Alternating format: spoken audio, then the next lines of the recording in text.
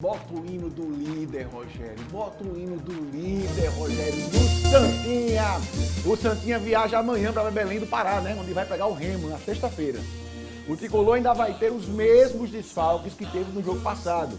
Inclusive Pipikolski, que é o matador, né? Ainda tá com Covid. No lugar dele, tem um cara que virou aí especialista em superar dificuldades. Solta aí, criança, vai.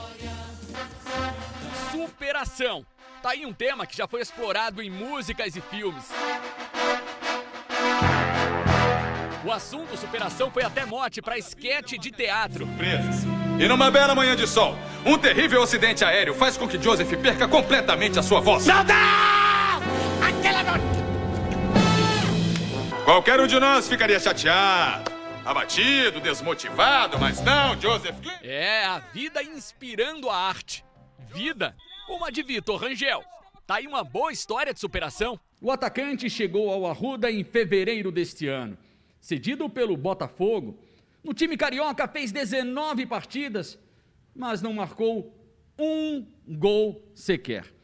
Aí ele sai emprestado de um time que está na Série A para o Tricolor, uma equipe que disputa a Série C do Campeonato Brasileiro. Ele poderia ter desanimado, ter desistido, mas não, afinal estamos falando de Vitor Rangel. E logo no terceiro jogo pelo Santa, um clássico contra o Náutico, o atacante fez gol. E seguiu no time titular até a parada por conta da pandemia. Mal sabia Vitor Rangel dos problemas que teria pela frente. O contrato dele acabou no meio da pandemia e só assinou um novo vínculo com o Santa somente em junho, ganhando menos da metade do salário que ganhava no Botafogo. O atacante poderia ficar desmotivado, ficar desiludido. De maneira nenhuma. Esse é Vitor Rangel. E depois da pandemia, o atacante encarou uma situação com a qual a gente não pode brincar. O filho dele foi submetido a várias cirurgias e passou 3 meses lutando pela vida no hospital lá no Espírito Santo. Ao mesmo tempo em que treinava e jogava, Vitor Rangel vivia esse drama, que interferiu diretamente no futebol dele. Não é pra menos. A pressão ficou quase insuportável quando o atacante perdeu o pênalti contra o Salgueiro na final do Pernambucano, em que o Santa foi vice. Mas de tanto insistir, a história de Vitor Rangel mudou. 2 semanas atrás, o pequeno Miguel recebeu alta médica e foi para casa. Um alívio que Vitor Rangel transformou, adivinha, em gol. O jejum de 7 meses, de 15 jogos, foi quebrado contra o Imperatriz lá no Maranhão. Vitor ainda deu um passe milimétrico pro gol de Lourenço na vitória sobre o Vila Nova. Para quem já superou tanto, o atacante vai atrás de mais agora. Com o Pipico ainda em quarentena por conta da Covid-19, Vitor deve ser titular de novo contra o Remo nesta sexta e promete: desistir não é uma opção. A gente fica feliz pelo momento, coletivo, né? E eu também pela uma melhora individual, né? Eu fico muito feliz e cada vez mais motivado para seguir trabalhando, para que a gente possa colher aí juntos bons frutos, bons resultados aí. Pois é, Vitor Rangel realmente viveu um problema sério com o filho dele.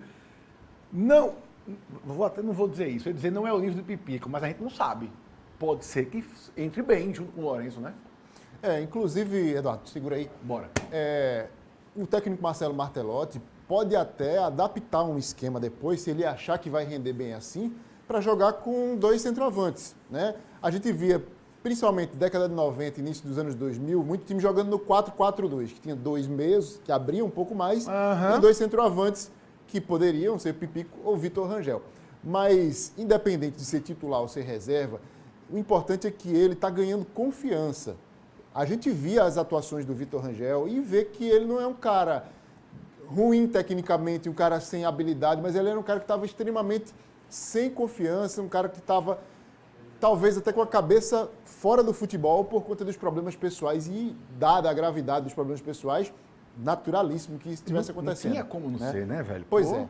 Agora, não, ele tem se mostrado útil, é um cara que tem uma boa complexão física, um cara que pode fazer um pivô bem feito ali e, mesmo que não seja titular, é uma peça útil para o Santa Cruz. E o Santa Cruz tem sido muito assim nesse campeonato. Sai um jogador titular, entra um reserva que dá conta. A dupla de zaga é uma prova disso, os volantes são uma prova disso.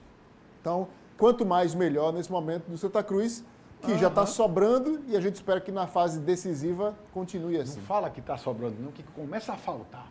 Tá bom demais, tá ótimo, maravilhoso, tá? Muito bom.